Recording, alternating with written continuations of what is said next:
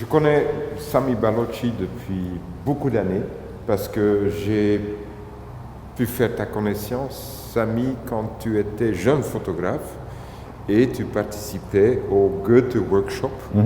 On a fait plusieurs Goethe Workshops en Afrique avec des jeunes photographes africains. Et donc là, on était même ensemble chez vous, chez toi, à Lubumbashi. Oui, ça je me rappelle. Donc j'ai suivi ton travail depuis plusieurs années. Et puis, je suis arrivé à Paris, dans ce Grand Palais. Et ce qui est quand même incroyable, c'est que le bâtiment de Grand Palais, le chef du projet, c'était Charles Giraud, l'architecte français qui a construit aussi le Petit Palais, mais il a construit aussi le musée de l'Afrique de Tervuren. Et moi, je suis quelqu'un qui croit encore toujours au mot de Père Lénine, ou je peux dire aussi Père Gilles Deleuze, tout est connecté avec tout. Et pour moi, Sami Balochi, c'est un artiste qui fait exactement ça. Tu connectes tout avec tout, et tout est connecté avec tout.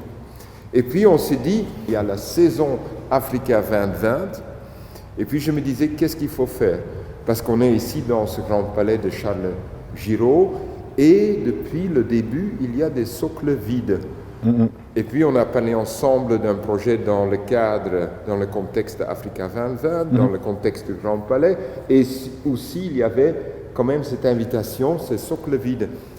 À un certain moment, tu reçois un coup de téléphone d'un ami commun qui disait, écoute, si tu fais ça, il faut penser, bingo, à Sami Balochi.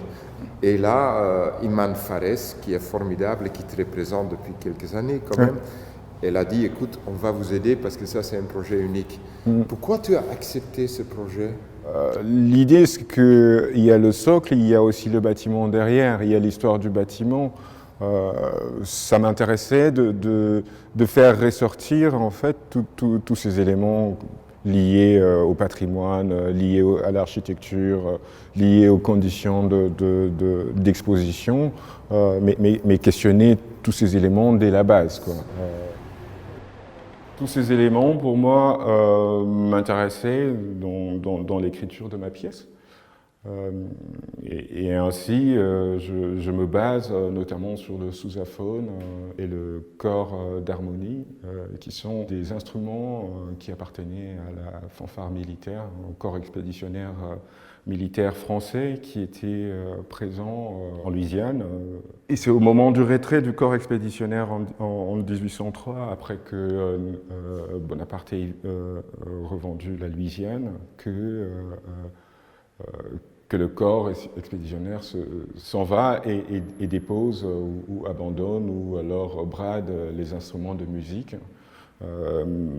Et ainsi, ces instruments rentrent déjà dans cette culture, notamment du march band, Mardi Gras, et très progressivement se crée une nouvelle culture dans laquelle il y a un mix de la culture africaine, de descendants africains, qui vont utiliser ce nouveau support pour créer ce qu'on appelle aujourd'hui le brass band ou encore plus tard le jazz. L'invitation du Grand Palais regorge plusieurs éléments qui me semblaient assez évidents à pouvoir aborder. D'une part, c'est la question des expositions internationales qui vont commencer notamment en Angleterre avec le Crystal Palace, dont effectivement le Grand Palais s'inspire notamment au niveau de la verrière, mais aussi au niveau de toute cette structure métallique qui constitue la charpente de l'architecture. À savoir, Joseph Paxton, qui est celui qui va construire le Crystal Palace, s'inspire à la fois de la feuille de lys d'Amazonie. Et cette lys d'Amazonie est une plante qu'il domestique en quelque sorte. Et les verrières deviennent une manière, en gros, de pouvoir domestiquer des plantes sauvages ou des plantes venant du Nouveau Monde.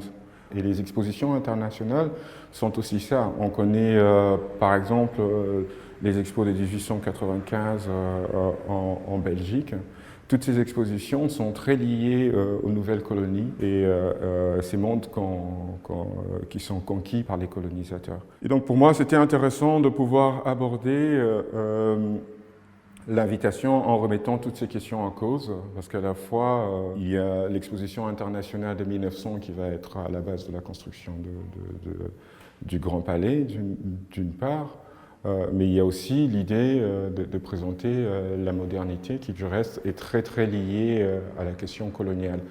Et donc, dans ces expositions internationales, bien qu'on voit une certaine modernité liée à l'industrialisation, au boom industriel, comme on va l'appeler, ce boom est très lié aussi à la conquête des territoires nouveaux qui sont aussi représentés dans des espaces souvent à l'arrière où on met le sauvage ou le dompté ou le domestiqué dans un espace d'exposition. C'est ta première sculpture publique en fait, non?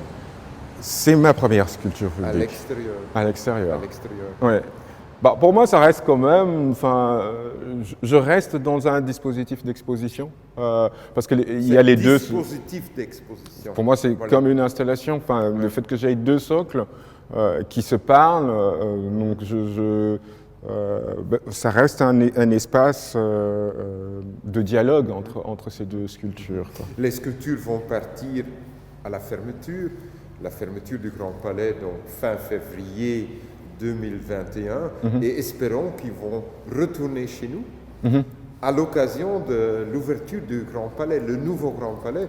Et bon, je t'avais dit aussi qu'on va ouvrir le nouveau Grand Palais avec une reconstruction critique comme tes œuvres, de cette fameuse exposition, L'Art Nègre, qui était vraiment la véritable première exposition du Grand Palais en 1966, une exposition initiée par André Marot et Léopold Senghor, qui s'est tenue simultanément à Dakar, dans le musée Dynamite, et ici au Grand Palais.